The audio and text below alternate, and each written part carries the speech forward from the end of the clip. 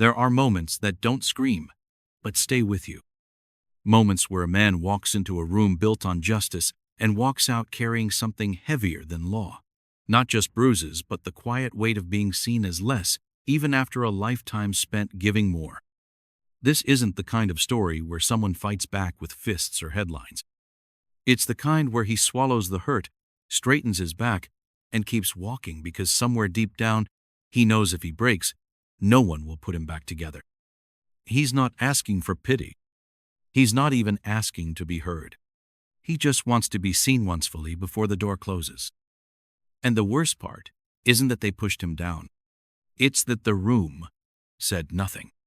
But something changed that day. And if you stay with this story, you'll see how silence isn't always the end. Sometimes it's where the reckoning begins. Because what happened next, no one in that courtroom saw coming. They said the courthouse in Ashbury hadn't changed since 1952.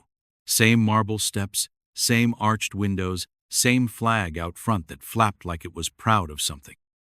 But on that morning, the only thing standing taller than that building was the silence it had learned to perfect.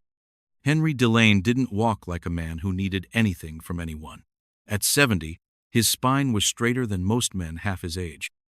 He wore a tweed coat too warm for spring, a faded briefcase slung over his shoulder, and on his wrist, a watch he'd stopped winding the day his wife died.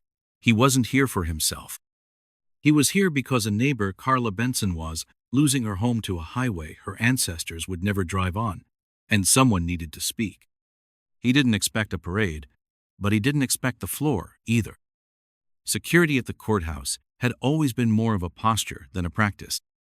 But that morning, there was a new hire by the door officer, Ethan Riggs, 28, pale, eager, and fresh from the academy, with something to prove and someone to blame. Henry offered a quiet nod and reached into his coat for the subpoena. Before the words could leave his mouth, Riggs raised a hand. "You delivering something?" "I'm here to testify in Room C civil case. Carla Benson." Riggs didn't look at the papers. He looked at Henry's shoes. Scuffed, brown, practical, the kind a man wears when he walks more than he talks. "You a witness?" Riggs said, his tone curious in the way a match is curious near gasoline. "Yes," Henry replied, steady. "Not a party to the case. Just bringing evidence." Riggs narrowed his eyes. "No lawyer with you?" "No need." "Right." A pause. Then the smirk. "Look, sir, you sure you're in the right place? You look more like someone lost than someone scheduled." The air shifted. Not much, just enough for Henry to notice. "I've practiced law longer than you've worn that badge," Henry said calmly. "Then you should know the rules." Henry extended the subpoena again. Riggs didn't take it. Instead, he stepped forward close enough to press discomfort against dignity and said with a quiet edge, "Back up. You're not cleared." "I haven't broken any rule." That was it, the moment. Riggs shoved. The briefcase hit the tile first, then Henry. The corner of his forehead clipped the brass molding by the door. A sound followed, soft but sickening, like something sacred being scratched. People saw. Of course they did. A clerk at the desk froze, her fingers still mid-type. A man in a navy suit turned slightly, then looked away. A woman with a child pulled her son closer. Not out of fear, but out of learned instinct to avoid. Henry didn't cry out. He reached slowly, with fingers stiff from age and ache, to gather the pages that had flown like frightened birds. Blood trickled from his temple, drawing a line down to the corner of his mouth. But he said nothing. One page fluttered across to the foot of a boino more than 10 who bent down, picked it up, and stared. "Mom," he whispered, "why did he push him?" His mother didn't answer. Henry took the page from the boy's hand and gave a soft nod. "Thank you." He looked up toward Riggs, not with fury, with something worse. Recognition. The kind that doesn't need names, the kind passed down like scar tissue. A woman near the benches moved, just slightly, as if her body wanted to help, but her history reminded her it might not be safe. No one else moved. Riggs returned to his post like nothing happened.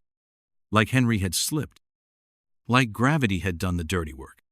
The clerk glanced at the blood, then at the papers, then back to her screen. This was Ashbury. This was America, where the system doesn't need to scream to hurt you, it just needs to look away. Henry stood. Slowly, painfully. One hand on the wall, the other cradling the now bent folder like it held not paper, but memory. His chest rose with effort, not rage. He didn't curse. Didn't shout. Didn't even look at Riggs again. Because he knew what had just happened. He'd crossed the line. The invisible one. The one they never draw but always enforce. He wasn't a threat. He was a reminder.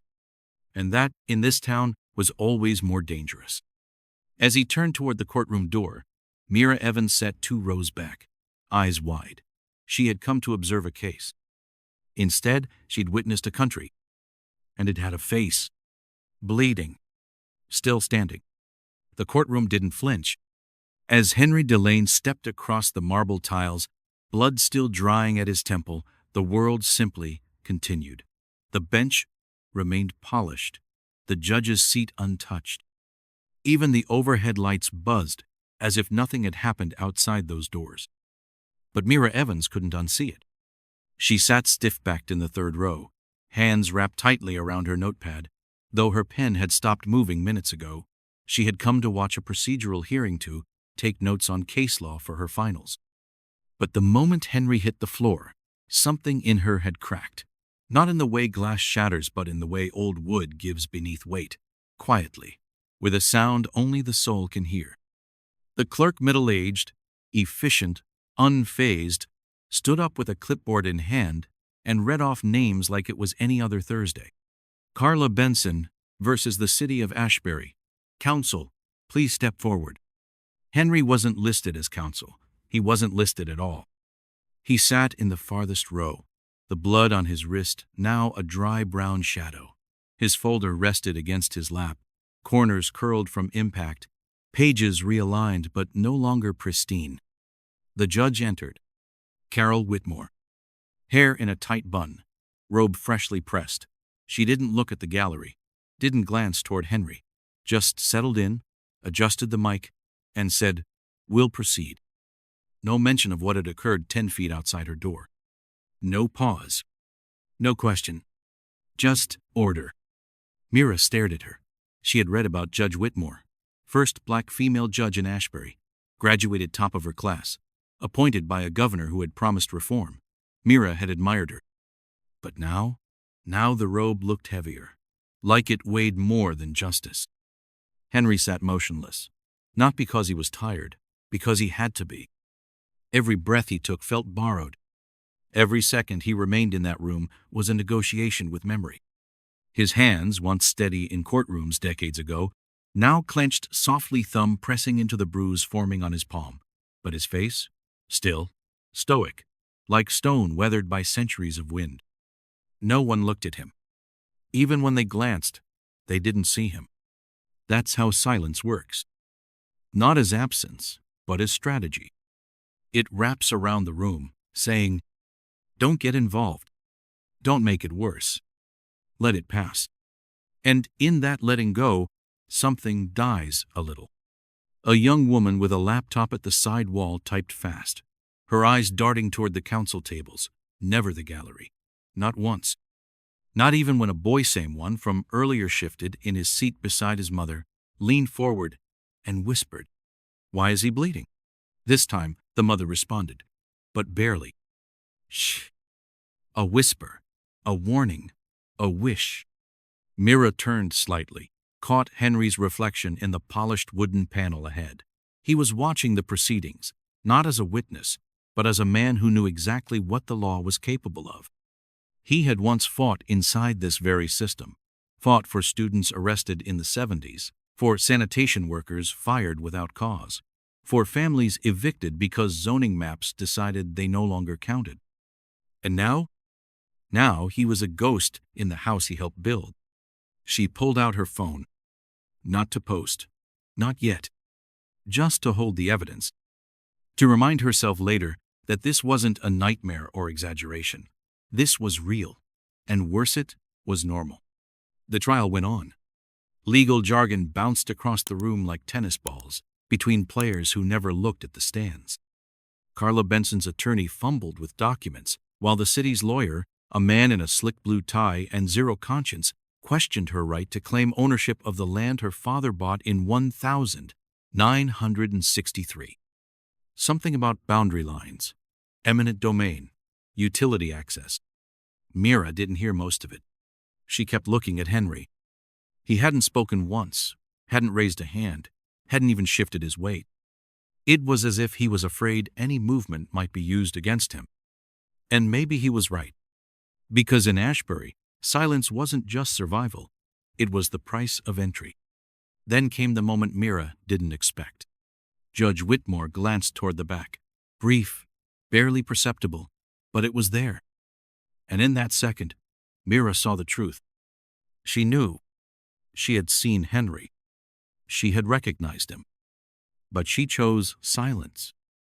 Not because she didn't care, but because caring out loud in Ashbury meant risking your seat. And Mira felt a sickness rise in her throat that had nothing to do with law school. Because what do you do when even the people who should know better look away? Henry shifted slightly in his seat, wincing as a bolt of pain moved through his ribs. The fall had taken more out of him than he let on. Mira stood. Not loud, not dramatic, just stood. A few heads turned. The court clerk raised an eyebrow. Judge Whitmore paused mid-sentence. Yes, miss? Mira's voice didn't shake, but her heart did. Your Honor, she said, is the court aware that a registered witness for this hearing was physically assaulted outside this room minutes before entering? A beat. Silence. Then, this is highly inappropriate, the city's attorney snapped. Whitmore raised a hand. Let her finish. Mira turned slightly, met Henry's eyes. He didn't nod, didn't blink, just watched. I saw him pushed, Mira said. I saw the blood. I saw the way no one intervened, including security, including staff. And now he's sitting here, still silent, like nothing happened. The courtroom held its breath, then exhaled in discomfort. Not outrage, not empathy, just unease. Whitmore's jaw clenched. This court is not a forum for personal grievances. It wasn't personal, Mira cut in. It was public, and we all pretended it wasn't. And there it was. The line, the crack, the tremor that made a system blink. Henry stood.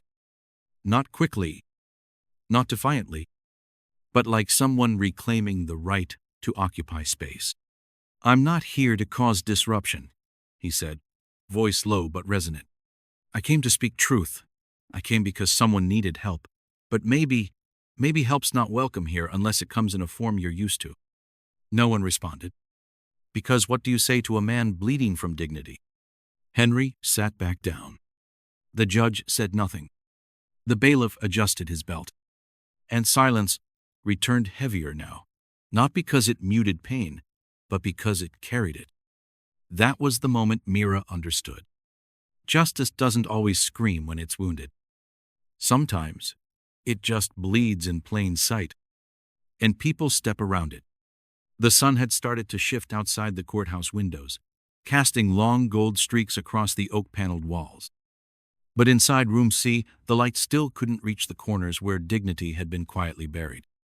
Henry Delane hadn't moved since he spoke. Neither had anyone else. Mira sat frozen, unsure whether she had just ruined her career before it began or sparked something deeper.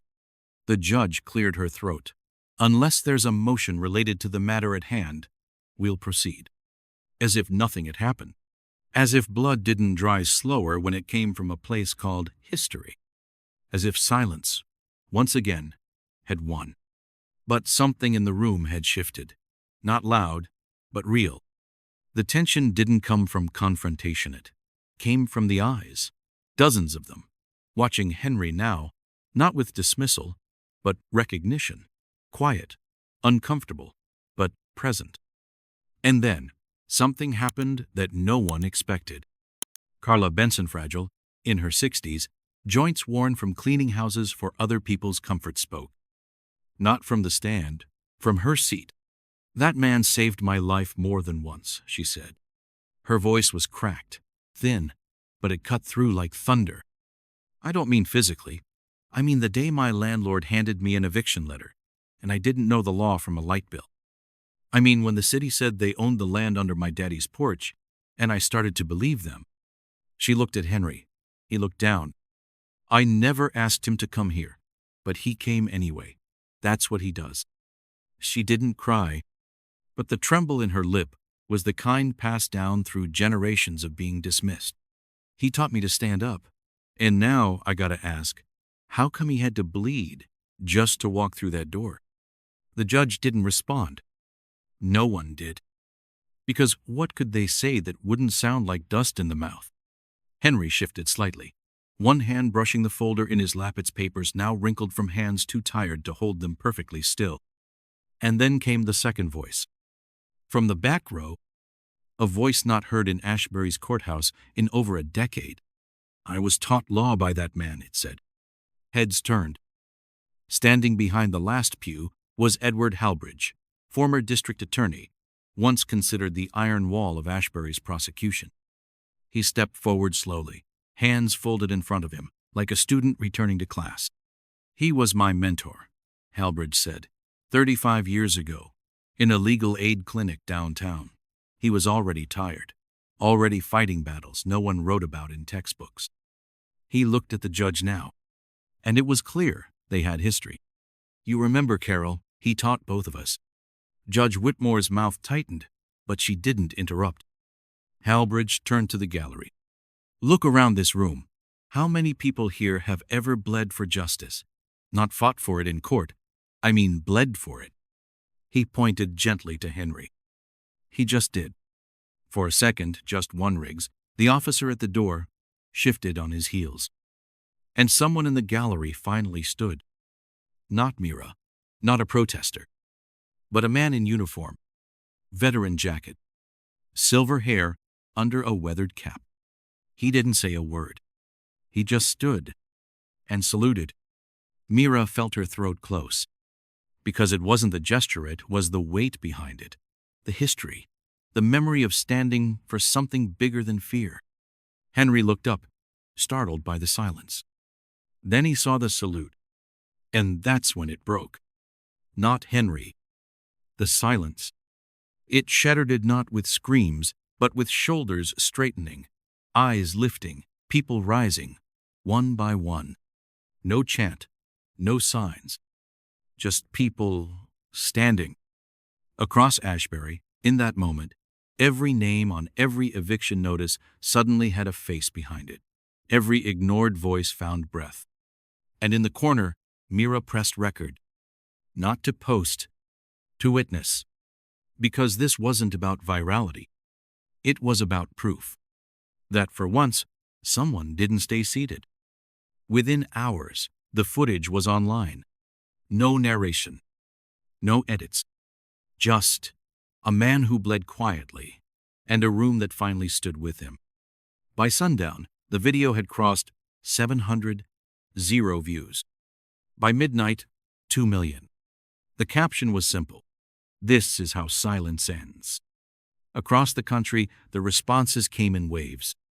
Veterans who had never spoken on camera shared their stories. Teachers, nurses, elderspeople who had known Henry years before posted photos, letters, handwritten tributes. And one phrase began appearing beneath it all. "We see you now." By morning, Henry's mailbox was full. He didn't answer. Didn't make a statement. Didn't retweet. Instead, he returned to the courthouse. Same coat, same folder. No police escort, no fanfare. Just steps, just presence. When he entered Room C again the next day, Officer Riggs didn't stop him. Didn't even look him in the eye. Because now, too many people were watching. Henry Delane never posted a word. Not when the video passed 10 million views. Not when news anchors began describing him as the man who stood when everyone else stayed seated. Not even when a senator mentioned his name during a televised speech about courthouse reform. He just kept showing up. Same brown shoes, same tweed coat, same folder just now carefully taped, not because he needed the papers anymore, but because some things deserve repair. In a world obsessed with noise, Henry chose stillness. Reporters lined the courthouse steps each morning, hoping to catch a statement. He nodded, but never spoke, because what needed to be said had already been lived. Mira Evans watched from a quiet distance. She had received hundreds of messages since the video went viral, some from civil rights organizations, others from strangers who called her brave. But she didn't feel brave. She felt responsible. One day, she found him sitting on the courthouse bench, the same one where he'd landed just days earlier. She approached, gently, almost hesitantly. "Why don't you speak?" she asked. Henry looked at her. His eyes held none of the tiredness his body carried. "I did," he said softly, "in the way I got up." That was the first time Mira cried. Not because of what he said, but because of how true it felt. Ashbury began to shift. Not with riots, not with declarations, but with adjustments. A city council member quietly introduced a motion to review courthouse security protocols. The Ashbury Bar Association created a scholarship in Henry's name for law students studying racial equity. And Officer Riggs? He was placed on indefinite leave. Not fired, not charged, but no longer a gatekeeper. Justice in Ashbury didn't roar. It whispered. And Henry knew better than anyone whispers can echo for generations if the room is quiet enough. Mira began organizing open legal workshops for the community. She called them the Front Row Project because she never forgot how many people sat in the courtroom and chose not to move. Henry attended the first session. He didn't speak. He just sat in the back row, taking notes, listening. When someone asked her during Q&A why she kept showing up, she said, "Because silence isn't neutral, it's a decision." In one of the more surprising turns, Judge Carol Whitmore requested a private meeting with Henry. He declined, not out of bitterness, out of clarity. There are some apologies that don't need to be heard to be understood. Months passed. News cycles moved on. The world found newer headlines, louder outrage. But in Ashbury, the change stuck. Not because Henry campaigned for it, but because he never asked to be believingly to be seen. He returned to his wife's grave every Sunday, always with lilies, always with silence. Sometimes Mira joined him. Sometimes Marcus Halloway, an old friend, fellow retired educator, rolled up beside him in his wheelchair. They didn't talk politics or protests.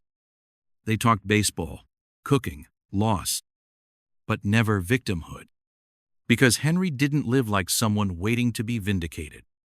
He lived like someone who had nothing to prove and everything to teach.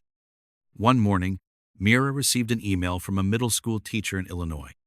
It read, "We showed your video in class. The kids asked more questions in 20 minutes than they had all year. One of them said, 'I think Henry is the strongest person I've ever seen,' and he didn't even raise his voice." She forwarded it to Henry. He never replied. But the next time she saw him, he handed her a folded piece of paper. On it, one sentence. Strength doesn't mean taking the stage. Sometimes it just means not stepping down. If you passed Henry Delane on the street, you might think he was just another quiet elder with something on his mind. You'd be right. He carried history, not on his shoulders, but in the way he stood, in the way he walked, in the way he never turned bitterness into blame. He never shouted. But somehow, he changed everything. They renamed it quietly. No ribbon cutting. No speeches. Just a new bronze plaque screwed into the wall outside what used to be Courtroom C. The Henry Delane Civic Room. Beneath his name, a line was engraved in brushed steel. He stood when it was easier to sit. It was a small change in a big building. But for Ashbury, It meant everything. The morning they unveiled the plaque, Henry wasn't there. He was at home, folding laundry. The kind of man who never made space for fanfare. Instead, Mira stood in front of the gathered crowd, her voice calm, but her hands trembling. "He never asked for this," she said, "which is why he deserves it." Dozens nodded. Not out of obligation, but out of memory. They remembered the way he bled without asking for attention, the way he stood up without asking for permission, and the way he made them all question what kind of silence they'd been living inside. Inside the courtroom, nothing had changed, and everything had.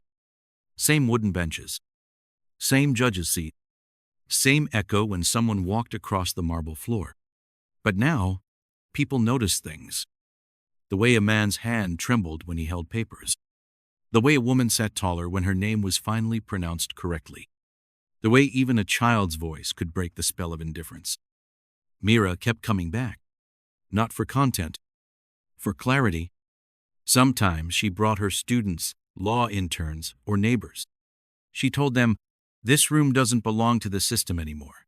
It belongs to what we chose to remember." And still, Henry remained Henry.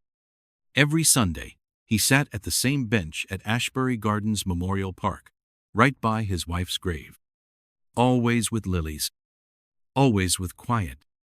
Sometimes, families he'd never met would walk by and nod. Sometimes a stranger would sit beside him, say nothing, and just breathe. Because in a world constantly demanding volume, Henry had become a sanctuary.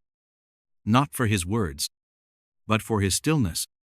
One afternoon, a boy about tensome age as the child from the courthouse approached him, shy.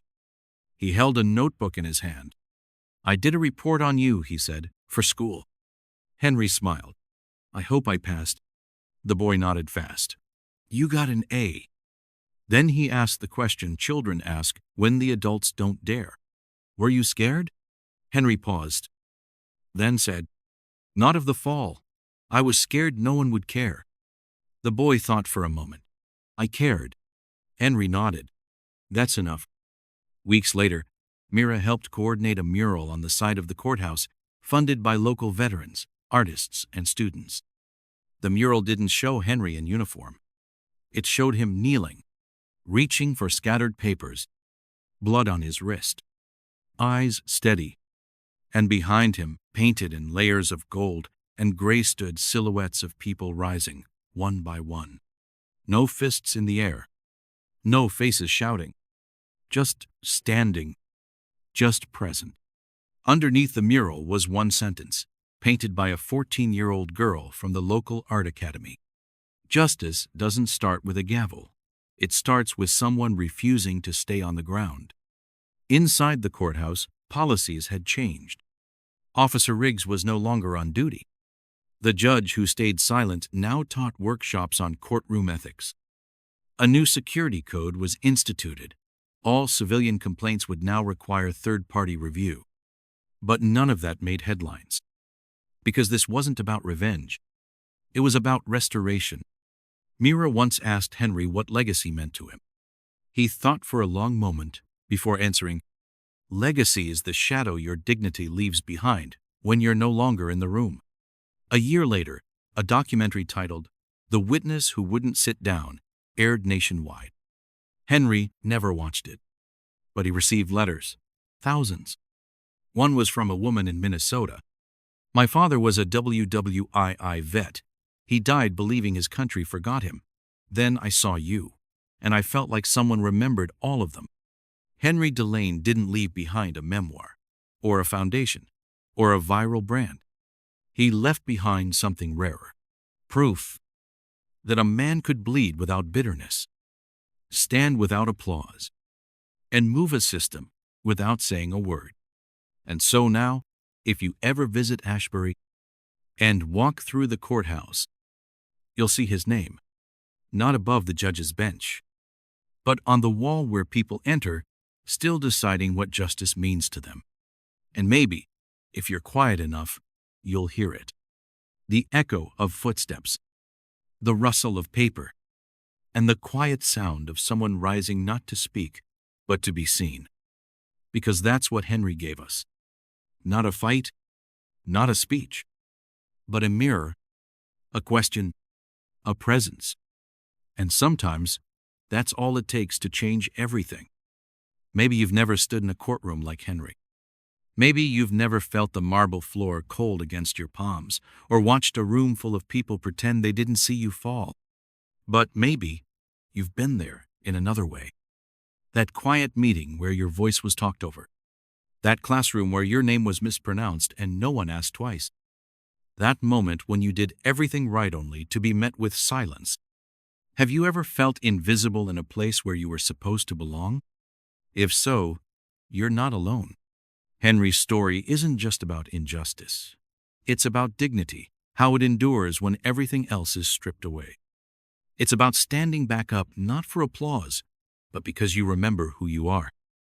And it's about what happens when one act of stillness makes a whole town decide to listen. So wherever you are right now, whatever room you find yourself in, know this. You don't need a stage to matter. You don't need permission to be seen. Sometimes, the most powerful thing you can do is simply not stay down. If this story moved you, share it with someone who needs to hear it. Let us know in the comments, have you ever felt like Henry? What helped you rise? And if you believe in stories that restore faith and remind us who we are, don't forget to subscribe and join us again for the next chapter. There's more to come, more voices, more strength, more truth told in silence. Because like Henry once said, legacy is the shadow your dignity leaves behind when you're no longer in the room. Thanks for being here. Stay tuned.